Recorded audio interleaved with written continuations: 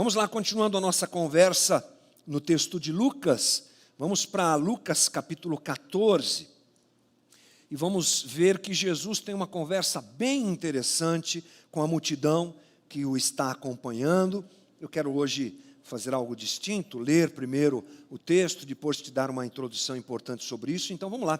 Lucas 14, 25 diz assim: Grandes multidões acompanhavam Jesus e ele, voltando-se, lhes disse: Se alguém vem a mim e não me ama mais do que ama o seu pai e a sua mãe e a sua mulher, os seus filhos, os seus irmãos e as suas irmãs, e até a sua própria vida, não pode ser meu discípulo.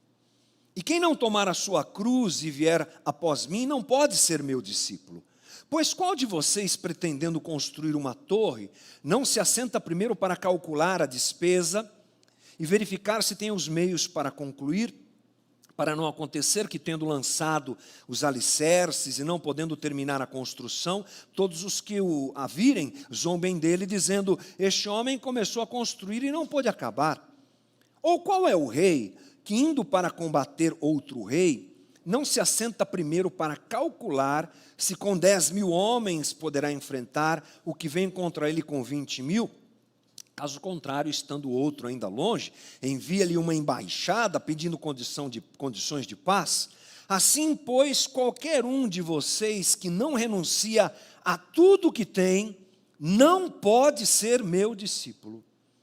O sal é certamente bom, mas se o sal se tornar insípido, como lhe restaurar o sabor? Não presta mais nem para a terra, nem para o monte de estrume. Lança-no fora.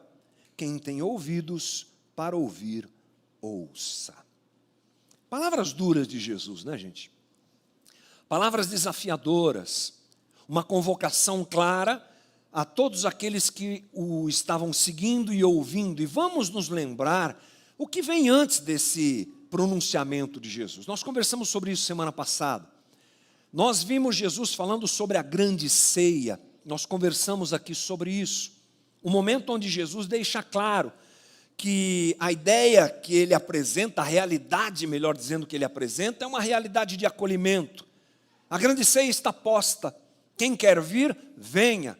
É claro que ele está se referindo a Israel, que nega se assentar à mesa da grande ceia, e está abrindo a porta e dizendo: todos podem vir. Aqueles que estão longe, aqueles que estão perto, aqueles que são judeus, aqueles que não são. Diante disso, uma euforia toma conta daquela multidão. Você pode ter certeza, porque é o tipo de coisa que a gente gosta de ouvir. Venha do jeito que você estiver. Venha, eu estou pronto para te acolher. O monopólio da religião de Israel acabou. Agora as portas do reino estão escancaradas. Venha. Pode ter certeza que a multidão está extasiada e ela segue Jesus. Nunca ouvimos isso, nunca vimos ninguém confrontar essa religião de Israel, nunca vimos ninguém nos amar, nos receber, nos curar e falar como ele fala. Vamos atrás dele. É a partir dessa euforia que toma conta do coração da multidão que Jesus fala o que nós acabamos de ler. Primeira coisa que a gente deve pensar é que o discurso começa esclarecendo que aquelas pessoas que estavam seguindo Jesus tinham sido atingidas pelo seu discurso. Nós temos ali o comecinho do versículo 26 que diz: se alguém vem a mim. Esse vem aí do versículo 26 é um verbo no grego que está na voz média passiva. Só para a gente entender o que está acontecendo aqui. Esse tipo de colocação no grego, que no português nós não temos, nos esclarece que esse ato de vir é provocado por alguma coisa na vida do sujeito. O sujeito foi atingido. A ênfase, aliás, do termo é o sujeito. Ele vem porque ele foi atingido. Ele não vem por coisa simples, ele vem porque ele foi tocado, alguma ação aconteceu com o sujeito segue, né, no caso aqui, vem até Jesus. É justamente essa conversa que nós já começamos a ter aqui. Toda aquela multidão havia sido atingida, esclarecida. As palavras de Jesus tocaram o coração de todo aquele pessoal e eles começaram a seguir Jesus. Quem vem, vem porque foi alcançado, vem porque foi atingido, vem porque foi esclarecido. Esse era o motivo daquele povo seguir Jesus. Mas Jesus ama muito as suas ovelhas. Jesus ama demais aquele pessoal. E Ele não pode permitir em nenhum momento que aquelas pessoas sejam enganadas. Nem que Ele, obviamente, que não quisesse fazer isso. Ele não podia permitir que aquelas pessoas viessem com aquela euforia toda, sem dizer para elas, olha, preste atenção. Vocês estão vindo atrás de mim. Daqui a pouco muitos de vocês vão querer ser discípulos, mas eu preciso esclarecer algo a respeito. Eu convidei vocês à graça. Eu chamei vocês ao banquete. Mas agora, eu preciso deixar muito claro, como ele deixa no texto que nós lemos, que a vida de um discípulo é uma vida que trilha um caminho distinto da vida de quem anda na multidão. Quem quer ser discípulo vai ter que entender que existem condições ao discipulado. Vai ter que entender que fazer parte da multidão, que é admiradora de Jesus, que está acolhida em tantas dificuldades diante do discurso dele, é diferente de ser discípulo, e Jesus fala sobre isso. Essa é a construção que Lucas faz para para Teófilo. Já estou trocando tudo aqui, não é? Lucas escreve para Teófilo essa sequência. Veja, Teófilo, ele falou da graça. E semana passada nós celebramos a graça do Senhor. E é uma grande realidade. Mas agora o caldo entorna. Mas agora a coisa aperta, Teófilo. Agora Jesus deixa claro que Ele não quer seguidores somente. Ele não quer somente simpatizantes. Ele quer gente que viva a realidade do reino. Ele quer gente que seja sal e luz. Ele não quer admiradores. Ele não está preocupado com quantos likes ele vai ter naquilo que ele fala, naquilo que ele posta. Ele não está doido por popularidade. Ele não está assim querendo se sentir, sabe, ser aclamado rei lá em Israel. Não, essa conversa não é de Jesus. Ele sabe que há um reino que vem junto com ele, que ele traz esse reino, e o que ele quer são pessoas envolvidas a viverem ao limite da sua própria vida as realidades desse reino, porque é isso que vai mudar a existência humana. É isso que vai trazer a presença do seu próprio reino efetivamente. Ele não quer admiradores, ele quer seguidores e discípulos, e isso tem um custo. Jesus começa a apresentar esse custo falando de família. É bem interessante. Vamos rever aqui o que nós lemos já. Lucas 14, 26.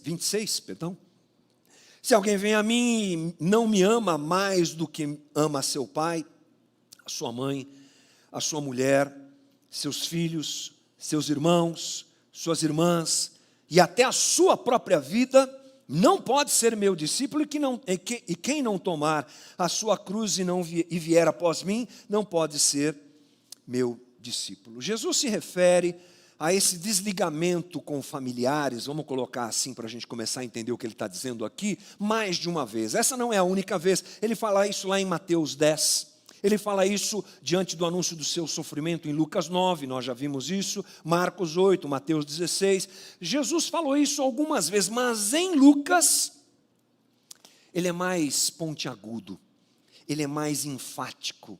E o texto grego, mais uma vez, deixa isso muito claro. No texto que nós lemos agora, a versão bíblica que eu usei aqui, ela é um pouco adocicada. Ela não usa uma palavra que está no texto grego, que é a palavra odiar. Quer ver? Lucas 14, 26, versão revista e atualizada. Se alguém vem a mim e não aborrece a seu pai, a sua mãe, a sua mulher. Esse termo traduzido aqui num português um pouco mais rebuscado, aborrece, é o termo miseu, ou miseu, no grego, que é desagradar, intensamente, sentir antipatia ou aversão para com, é o sentido antônimo de amar. Jesus está dizendo aqui que aquele que vem como discípulo, mas não odeia a sua família, não pode ser discípulo. E agora? O que eu faço com isso? Que conversa dura é essa de Jesus? O que ele está querendo dizer? É óbvio que eu não posso pegar esse texto e dizer assim, pronto, o negócio é abandonar a família. Não, não é isso que Jesus está dizendo. Você não pode usar esse texto, e se você já usou, faça como eu, peça perdão em nome de Jesus, né? Se você já foi atingido por esse texto, que foi usado para dizer assim, você tem que ficar na igreja agora, a sua vida toda. Quando você foi criticado porque você foi no aniversário da sua mãe, não foi na reunião que o pastor fez. Jesus disse que você tem que abandonar sua família. Não é isso, não tem nada a ver com isso. Você que deixou de ajudar a sua família para dar aquela oferta milagrosa na igreja e usar esse texto aqui para te pressionar, para abusar do seu amor, sai fora. Não tem nada a ver com isso. O que Jesus, inclusive, diz, em outros textos, como Lucas 18, é que o amor aos pais é um mandamento a ser cumprido. Jesus não desabilita, não invalida essa ideia de um filho cuidar do pai, o pai cuidar do filho. Isso obviamente não existe. Lá em Hebreus nós temos o registro de que Jesus cumpriu todos os mandamentos da lei e ressignificou a lei, inclusive, porque nós temos registros de embates entre Jesus e os fariseus, onde Jesus condena os fariseus que criavam subterfúgios dentro da lei, utilizando a figura dos pais para se beneficiarem. Então Jesus corrige tudo isso, e é óbvio que não se trata de odiar os familiares, mas se trata de quê então? Prioridade. O termo odiar, ele é usado por Jesus aqui como uma ação literária forte. Esse é um recurso bastante usado no texto bíblico, é forte mesmo. Se contrapondo ao amor, ele usa essa palavra para deixar bem claro o que ele quer dizer, para enfatizar absolutamente o que ele quer dizer. Tem a ver com prioridade no jeito de viver. O amor ao Senhor exige que se odeie tudo mais no mundo, no sentido de que é preciso acabar de vez com a busca unilateral e exclusiva por outro objetivo de vida. Agora é só Jesus. Traduzindo isso daqui. Agora é só Jesus. O sentido da minha vida agora precisa ser claramente Jesus. Diante do esclarecimento de Jesus, tudo se diminui. Tudo na vida se diminui. Quando eu entendo a sua graça, quando eu entendo o seu amor, quando eu entendo a sua entrega, quando eu entendo o plano de salvação, quando eu entendo aquilo que ele realizou por mim na cruz. Prioridades são ajustadas quando isso acontece. E nós começamos a perceber que estamos em uma caminhada, em uma corrida, e precisamos deixar coisas de lado. Essa é a conversa de Jesus. Espera aí, gente, que tem um fio me atrapalhando aqui. E é muito chato. Já vai, não é striptease, relaxa. Não vou tirar a camisa, nada disso. Pronto. Estamos numa caminhada, estamos numa corrida. E temos um alvo, e temos um objetivo. É isso que Jesus nos esclareceu. A porta está aberta, a graça está derramada. E agora? Agora a gente segue Jesus. A gente toma essa cruz, que é a nossa própria cruz, e a gente segue. E a gente coloca prioridade na vida, essa prioridade na vida como absoluta. Talvez fique melhor você pensar na seguinte ideia. Você junto com um grupo subindo uma montanha. Imagina aí a galera que gosta de esportes radicais, subir nos montes, né? Tem crente que sobe no monte para orar, serve também, não tem problema. Mas imagine você subindo num monte difícil de subir, uma situação difícil, e o seu sonho e o objetivo é chegar lá, junto com o seu líder. E de repente ele diz assim, olha gente, a partir de agora o negócio vai apertar. A montanha daqui para frente fica mais íngreme, vai ser muito difícil e acho que é melhor a gente deixar as nossas mochilas e coisas por aqui. Se você ouvisse isso, você diria, tudo bem, porque o meu objetivo é chegar lá em cima e desfrutar da alegria dessa realização. É É um exemplo bem pequeno e medíocre, tudo bem. Mas eu espero que sirva para a gente entender que é esse tipo de coisa que Jesus está dizendo. Estamos juntos agora, vamos subir o monte. Estamos juntos, vamos subir essa montanha. Você veio daqui, você veio de lá, você não é judeu, você é grego, você não sei o quê, tudo bem. Você faz isso, você faz aquilo, você é pecador, tudo bem, todos nós somos aqui. Jesus não diria isso, é claro, né? Porque ele não é. Mas, agora a gente vai subir. Vamos embora, vamos Jesus. Então, tem coisa que você vai ter que deixar. Tem coisa que você vai ter que deixar de lado. Os convidados da ceia, você se lembra que muitos deles escolheram não deixar? Aliás, esse termo é usado em Mateus 6, quando Jesus diz que não há como servir a dois senhores, pois odiará um e amará o outro. É o mesmo termo grego aqui. São escolhas, é o mesmo verbo, são escolhas que nós precisamos fazer. E quando o assunto é família, é interessante a gente pensar um pouquinho sobre isso e tentar aprofundar um pouco a nossa conversa. Jesus pode estar falando sobre priorizar ensinamentos e relacionamento diante do grupo de pessoas mais importante para nós. É claro que cada um de nós tem uma história, cada um de nós tem uma formação familiar, cada um de nós tem uma experiência familiar, mas você há de convir comigo que família é um grupo de gente importante para a gente. Há um tempo atrás, conversando com meus filhos, eu disse para um deles assim: você faz parte do grupo de gente que eu mais amo na minha vida. É mais ou menos isso. E a influência, ou seja, essa troca de relacionamento que nós temos com a família, nos forma. Sim ou não, irmão? Diria Edir Macedo. Sim ou não? Sim. Não é? Sim. Claro. Família nos forma. De quem nós recebemos os nossos primeiros ensinamentos?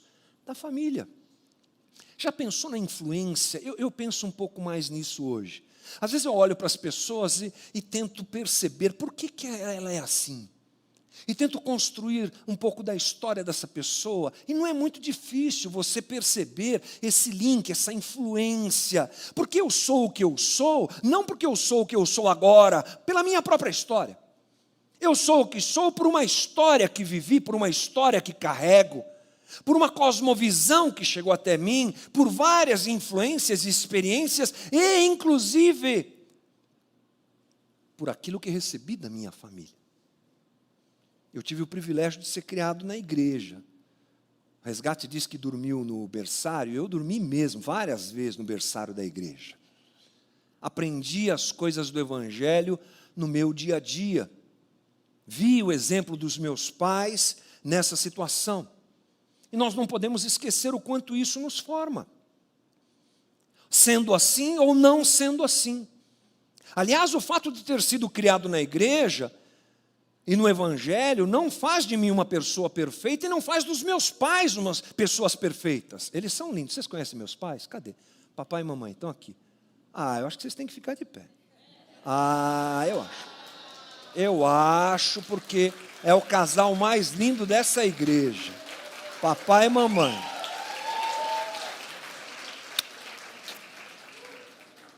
Essa baixinha é brava, gente.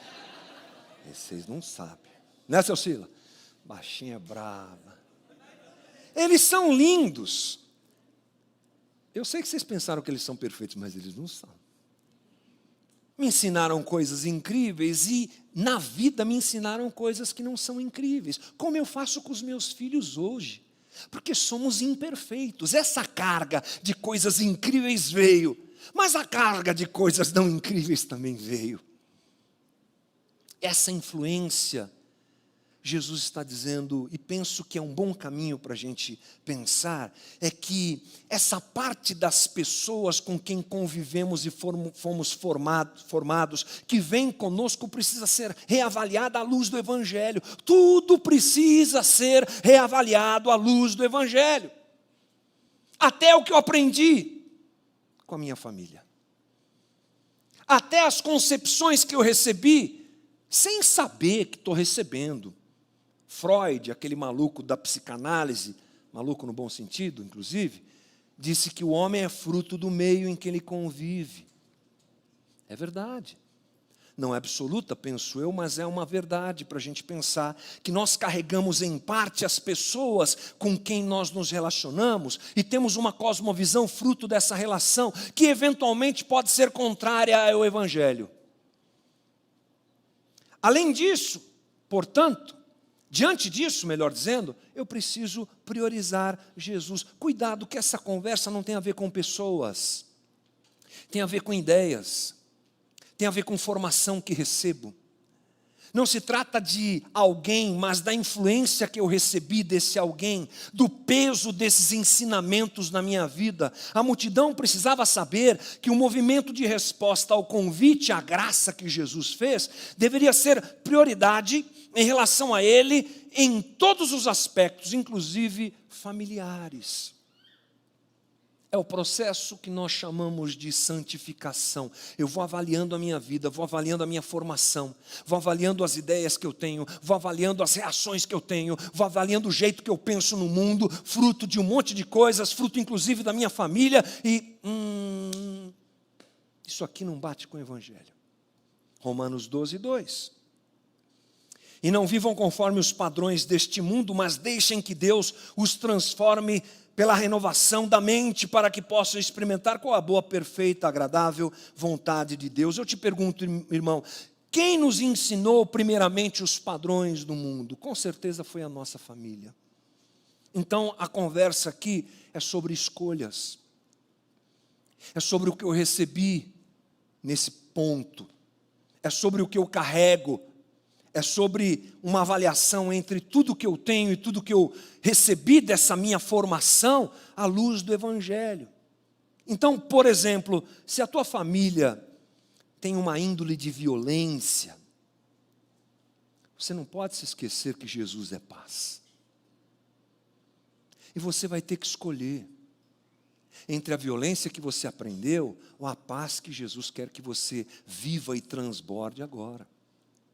Se a tua família é uma família libertina, se você viu teu pai trair a tua mãe, ou tua mãe trair teu pai, se você viu uma falta de relacionamento como deveria ser, em fidelidade, em dignidade, essa é uma realidade impressionante, como isso machuca, como isso influencia.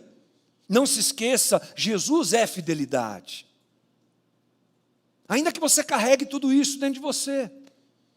Se a sua família é uma família voltada à vingança, daquele tipo de gente que diz assim, eu não levo desaforo para casa, cuidado com isso. Você vai ter que escolher entre esse jeito de viver e o perdão que Jesus diz que nós devemos viver sempre em tudo. Se a tua família é louca, desequilibrada, instável, parece um gráfico na Bolsa de Valores. Jesus é equilíbrio. Se você viveu numa família onde a hipocrisia da religião está presente, esteve presente e te formou, e não existe lugar para a gente ficar nu como lar, né, gente? Literalmente falando. Mas não só isso, é na casa que a gente tira as máscaras, né? É em casa que a gente chega e a gente mostra quem a gente é, porque não dá para mentir para todo mundo o tempo todo, né? Uma hora a máscara cai, e em casa a máscara cai. Então a ideia de se apresentar muito religioso na frente dos outros, e muito perfeito na frente dos outros, se derrapa dentro do lar onde todo mundo vê a gente e sabe quem a gente é. Se você veio dessa hipocrisia da religião, lembre-se que Jesus requer de nós a autenticidade sem medo. E a gente vai ter que fazer uma escolha. Essas escolhas é que são difíceis. Essas escolhas é que são a cruz que a gente tem que carregar. É graça, é amor, é acolhimento, é abraço, vem, pode vir, é verdade, chegou aqui, vamos andar junto? Então, você foi recebido em amor, você foi recebido em graça. Agora, responda isso vivendo do jeito que é o melhor jeito de se viver, que é o jeito de Deus. E para isso a gente tem que romper com muitas coisas. Jesus nos chamou para a grande ceia, é a graça, ele fala do preço de se viver em harmonia com esse chamado amoroso. Agora é hora de pensar no custo disso. Agora é hora de saber, versículo 27, e quem não tomar a sua cruz e vier após mim, não pode ser meu discípulo. Olha, se você for apresentado a um evangelho que não inclua mudança de vida, que não inclua esse movimento de comparação em que eu vivo e o evangelho, se você foi apresentado a um jeito de viver assim, fora disso, tome cuidado. Provavelmente você está sendo enganado, porque o evangelho requer transformação interior e escolhas. Ao me assumir como discípulo, então, eu devo odiar o que me cerca e que se contrapõe ao evangelho e fazer as minhas escolhas. A graça pressupõe entrega em obediência e não fingimento hipócrita. Em seu amor, Jesus está avisando aquela multidão: o que eu espero de vocês é gente que viva o evangelho, então se prepare. Essa conversa que a gente tem hoje.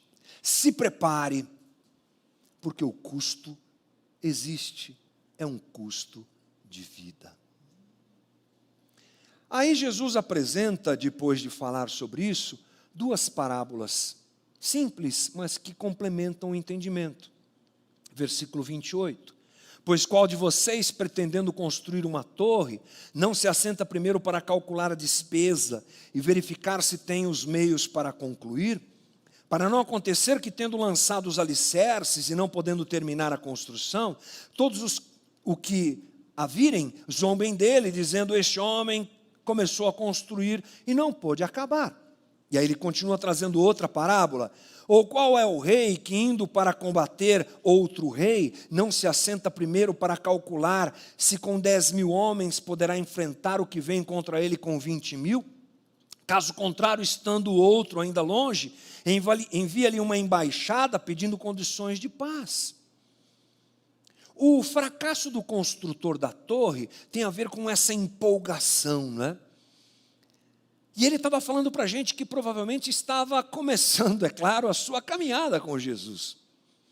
A maior parte deles estava começando agora a caminhar com Jesus. Aquela empolgação, que a gente pode chamar de empolgação carnal. O crente gosta de usar esse termo, porque ele é bíblico. No texto bíblico, essa carnalidade tem a ver com a nossa natureza humana. Então, fazer uma reforma sem calcular os custos é uma empolgação infantil, né? Mas quem nunca, hein? Fala sério, hein? Amor, vamos reformar esse banheiro aqui, já fez os custos, já fiz a planilha aqui. 3 vezes mais, pode ter certeza que vai dar chabula na frente. Não tem como. Então Jesus está dizendo: ninguém começa uma reforma sem fazer custos. Como é que vocês querem andar comigo sem saber que tem custos? E sem fazer as contas na cabeça de vocês sobre esses custos? Começar a vida cristã com uma empolgação carnal vai gerar frustração. E às vezes a igreja contribui para isso, né? Infelizmente. Por exemplo, quando se converte um famoso, categoria nova dos tempos de internet, famoso. Quem é? Não sei, mas é famoso. Ele é famoso. Não sei o que faz, não sei o que é famoso. Aí se converte o famoso, que bom. É para se converter todo mundo, até os famosos, não tem problema. Mas aí a pastorzada já fica louca, já pega o famoso. Quando é uma igreja mais tradicional, já bota um terno, porque Deus é eterno, né? Você aprendeu já isso?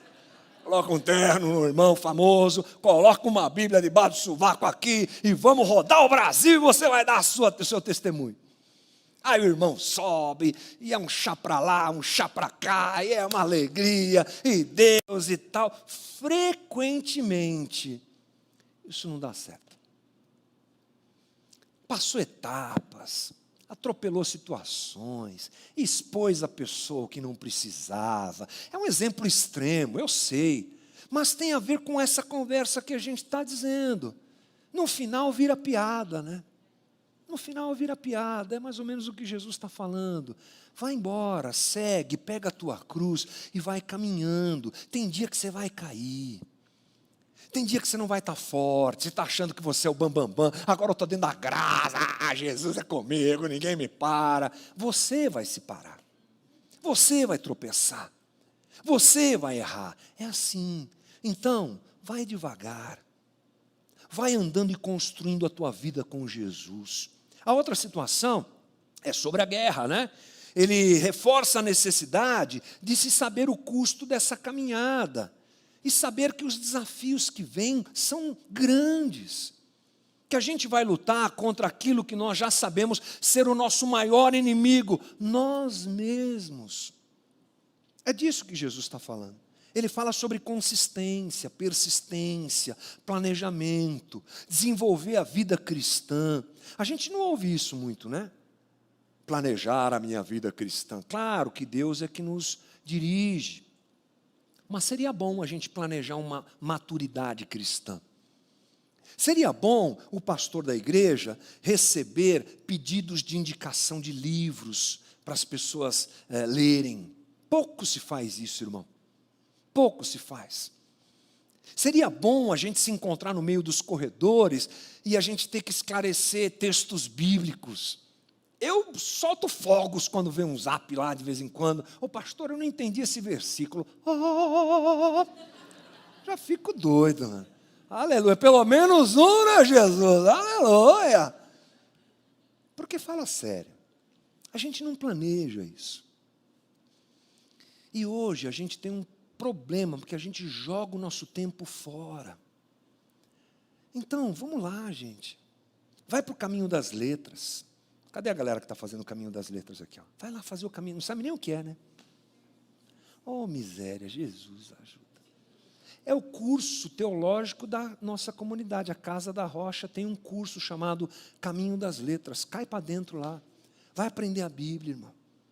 Né? A gente não planeja, enfim. Jesus, inclusive, dentro dessas duas parábolas, também alerta sobre a pretensão humana. Não é essa ideia de que eu posso, de que eu consigo, de que eu vou. Então são coisas que Jesus vai desconstruindo nessa conversa para aquela multidão. É graça, é amor. Mas para aí, meu irmão, você não vai andar muito longe se você ficar com essa pretensão humana achando que você é o que você não é. Para aí, irmão, tem que planejar, tem que ir devagar. A vida cristã é um desafio dia a dia, que você vive dia a dia. E Jesus encerra essa fala, e nós vamos até aqui, no versículo 34, falando que o sal é certamente bom, mas se o sal se tornar insípido, como lhe restaurar o sabor? Não presta mais nem para a terra, nem para o monte de estrume. Lançam-no fora. Quem tem ouvidos para ouvir, ouça. Jesus já disse que os seus discípulos precisam ser sal. E essa situação abre janelas muito legais para a gente conversar, mas não é o caso de fazermos isso hoje. Sal é o que dá sabor, é o que tempera. Sal é invisível, você não percebe. A não ser um churrascão gaúcho que os caras jogam aquele monte de sal, né? Mas tirando isso, você não percebe o sal. Está no meio da comida, mas é ele que dá sabor. E é óbvio que nesse tempo não tinha geladeira, né, irmão? Então era o sal que era instrumento de preservação dos alimentos. Ou seja, essa parábola, essa metáfora de Jesus é bem ampla. E ele está dizendo, ó, vocês foram chamados para ser sal. Mas se não forem sal, prestam para nada. Não adianta nada. Pode vir com entusiasmo, pode vir com isso, pode vir com aquilo. Ok, a gente está aqui, eu recebo todo mundo, eu amo todo mundo, é isso aí. Mas tem que ser sal. Então Lucas mostra que Jesus, ele faz um caminho longo, e a gente tem falado sobre isso há muitos domingos. Hoje sim é o 50º domingo que a gente conversa sobre Lucas. E nessas conversas, a maior parte delas teve a ver com desconstrução da religião. E Lucas mostrando, Jesus está dizendo, a religião não serve para nada. E toda vez que ele dizia isso, ele ganhava a oposição dos líderes religiosos, mas ganhava a simpatia do povo, né? Por quê? Uma conversa interessante. Se imagine num judeu do primeiro século, vendo aquela porcaria daquele templo sendo usado como era usado. Você que tinha um pouco de, quem tinha um pouco de astúcia no olhar, via que e sabia que os sacerdotes ganhavam dinheiro em cima do povo. Viam que eles tinham uma ligação com Roma. As pessoas estavam assim, cansadas. Aí vem Jesus e fala, essa religião não serve. Gostei dessa conversa, hein? Esse cara é dos meus. Daqui a pouco ele fala, esse templo aí não serve para nada. Yes! Vamos atrás dele. Que discurso incrível. Olha, agora não são só os judeus, está aberto para todo mundo. Uau! Vamos embora! E a multidão. Vai, Jesus, Jesus. Incrível! Que demais! Porque Jesus mostrou que não é o templo, Jesus mostrou que não é o sacerdote, Jesus mostrou que não é a lei, Jesus mostrou que não é a estrutura, Jesus mostrou que não é a religião de Israel. Tem que ficar feliz, gente. Mas Jesus começa agora a dizer, então, gente, não é nada disso, né? Então, mas não é você também. Não é você também. Está tudo errado, inclusive vocês. Está tudo errado, essa estrutura está toda falida, essa religião não presta para nada. Você também não. Tem que morrer. E essa conversa ela é muito importante para a gente. Por quê? Porque nós somos uma comunidade que trilha esse caminho. E você me vê domingo a domingo aqui, desmascarar diante do texto bíblico as estruturas religiosas que aprisionam e exploram pessoas. E que Deus nos livre disso na nossa caminhada em nome de Jesus. A gente não quer se tornar isso que a gente denuncia, a gente luta nos bastidores da comunidade, no jeito de liderar as pessoas. A gente não é a melhor comunidade do mundo, eu sei, mas a gente se esforça para isso. E talvez isso tenha chamado a sua atenção. Você, como eu, foi explorado pela religião, né? Abusaram do teu amor, arrancaram de você a força, ou por manipulação, aquilo que você nem queria entregar, mas de repente você entregou a sua vida. E aí você ouve a gente dizer assim, olha, isso tudo está estragado. E aí você chega aqui, uau, que legal, que conversa bacana, que alegria poder viver essa liberdade. É graça, vem. E parece que a gente fica dizendo assim, ó, ninguém presta, só aqui que as coisas são boas. Não. Porque eu e você também não prestamos. Eu e você também precisamos morrer. Nós não estamos aqui para salvar o mundo, irmão. Nós não estamos aqui para dizer nós somos a melhor comunidade do mundo, venha. Como nós somos moderninhos, como nós somos incríveis. A gente é um bando de miserável, gente, que precisa morrer. Você vai ter que enfrentar os seus demônios. Você vai ter que enfrentar a sua criação que te ensinou a andar longe de Jesus, ou vivendo coisas que não tem nada a ver com o Evangelho. Eu não sei o que é. Eu sei as minhas. Você tem que saber as suas. Você vai ter que morrer para você. Porque não é o jeito de ser comunidade isso. Não é o legalzinho, não é o moderninho, entendeu? Isso é só estética. A gente gosta de parede preta na igreja. Só porque a gente gosta. Porque na hora de transmitir é legal. Mas isso não faz da gente uma comunidade perfeita. Porque não somos. É só estética, entendeu? A gente busca no texto bíblico a verdade de Jesus. E a gente quer viver a verdade de Jesus em tudo. Mas a gente vai ter que morrer. Você vai ter que morrer. você vai ter que enfrentar as suas dificuldades. Esse é um movimento que aconteceu comigo. Porque como explorado pela religião, chegou uma hora que eu me cansei e me rebelei, talvez como muitos daquela multidão que andavam com Jesus, não dava mais. Porque abusaram do meu amor. Jesus me ajudou, Jesus caminhou comigo. São poucas as coisas que eu falo aqui para vocês sobre isso, porque o foco não sou eu, é Jesus, mas chegou uma hora que a gente teve que romper com isso e procurar Jesus, procurar o Evangelho. Mas a gente tem que morrer. E foi isso que eu aprendi. Quanto mais eu mergulho nas Escrituras, quanto mais eu olho para o Evangelho, quanto mais eu desejo Jesus, mais eu entendo, eu preciso morrer. A conversa de hoje conosco é essa, irmão. É graça? É. Vem, pode vir. A gente não quer ninguém sendo espantado pelo jeito de ser comunidade, julgadora, religiosa, impositora de situações. Não, não, não, que Deus nos livre disso, mais uma vez. Mas tem que morrer. A notícia que eu tenho para te dar hoje é essa. Você tem que morrer.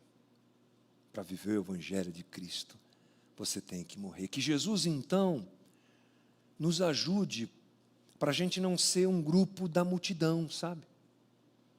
O grupo do uhul! Incrível, hein, esse Jesus? Então, tem que morrer. Discípulo morre todo dia. Discípulo carrega a cruz todo dia. Discípulo vive a intimidade com Jesus nesse movimento em que a gente vai morrendo cada dia e Ele vai nascendo em nós também dia a dia. Fecha os teus olhos, ore comigo. Jesus, obrigado pela Tua palavra, que é viva, que é incrível, que é reveladora. A Tua palavra que vai mostrando a nós os caminhos que o Senhor quer que nós vivamos. E eu te agradeço porque esses 2 domingos fecham o Teu movimento para nós. Graça, sim, graça. Absoluta graça. Improvável graça, indescritível graça. Mas vida de discípulo que é entregue, carregando a sua cruz dia a dia. Escolhas, santificação nesse processo, abandono do que não serve, do que não é, do que não presta, do que não se enquadra ao Evangelho. Obrigado, Jesus, porque o Senhor nos recebe como a gente vem, mas obrigado também, porque o Senhor não nos deixa iludidos e nos esclarece que o custo de viver o Evangelho está diante de nós. Ajuda-nos, Senhor. Ajuda cada irmão meu aqui, cada um que acompanha a gente à distância. Ajuda todos nós a escolhermos pelo Evangelho da graça, pelo Evangelho da transformação, pelo Evangelho do discípulo que pega a sua cruz e te segue. Cada um com as suas limitações, cada um com as suas dores, cada um com as suas dificuldades.